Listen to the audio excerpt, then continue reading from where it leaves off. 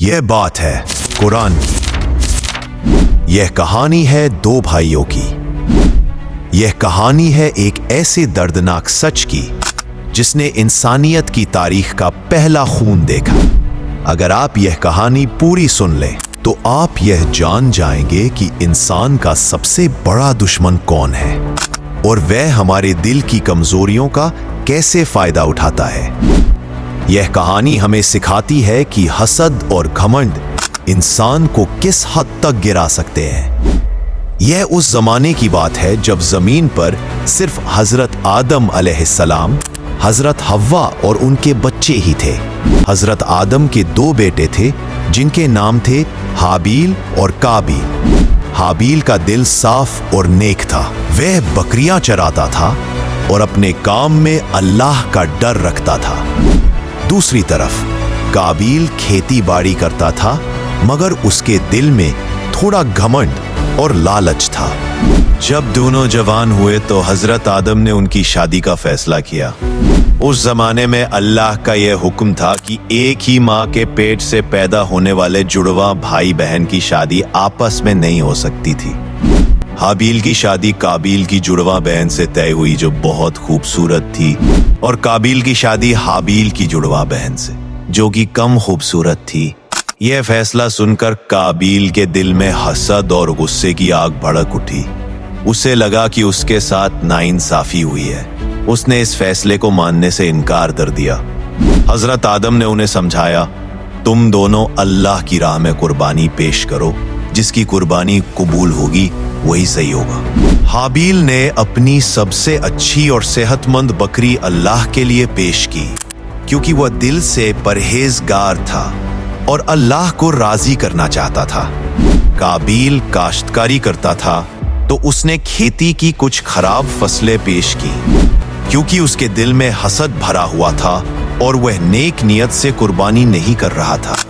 उस वक्त कुर्बानी कबूल होने की निशानी यह थी कि आसमान से एक आग आती थी और उस कुर्बानी को जलाकर अपने साथ ले जाती थी। जब हाबील और काबील ने अपनी अपनी कुर्बानी पेश की तो आसमान से आग आई और हाबील की कुर्बानी को अपने साथ ले गई, लेकिन काबील की कुर्बानी वहीं रह गई। यह देखकर काबील का गुस्सा और हसद इतना बढ़ गया कि उसने अपने भाई हाबील से कहा, मैं तुझे कत्ल कर दूंगा।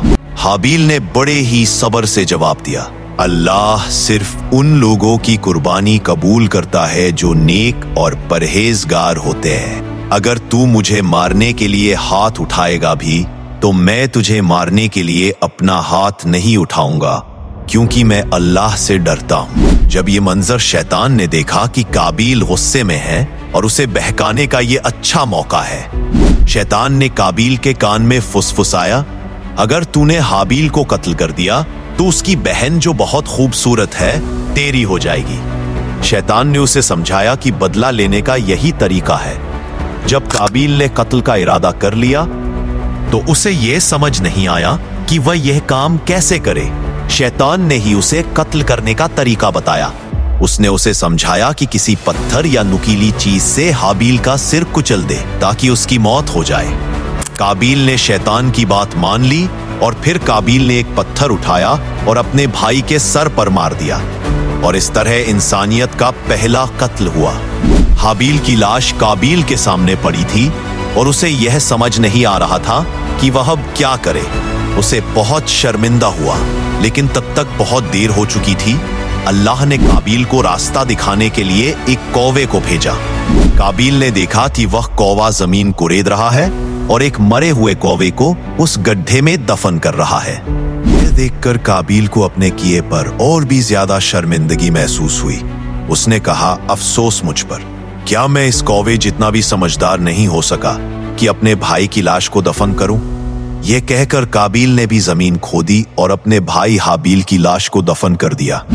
इस तरह एक भाई के हसद और घमंड ने शैतान के बहकावे में आकर जमीन पर पहला कत्ल किया और उस कत्ल के बाद उसे सिर्फ पछतावा और शर्मिंदगी मिली।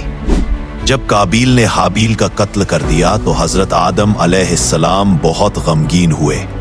अल्लाह ने उनकी उदासी कम करने के लिए एक और बेटा इनायत फरमाया। जिसका नाम शीश रखा गया। शीश का मतलब अल्लाह का तोहफा। हजरत शीश अलैहिस्सलाम अल्लाह के पैगंबर थे। जब हजरत आदम अलैहिस्सलाम का इंतकाल हुआ तो हजरत शीश अलैहिस्सलाम उनके जानशीन बने। अब अगले हिस्से में जानेंगे कि हजरत शीश अलैहिस्सलाम ने किस तरह अपनी कौम को अल्लाह की इबादत और नेक रास्ते की तरफ बुलाया और कैसे उन्होंने इंसानियत को फिर से सही राह दिखाने की कोशिश की।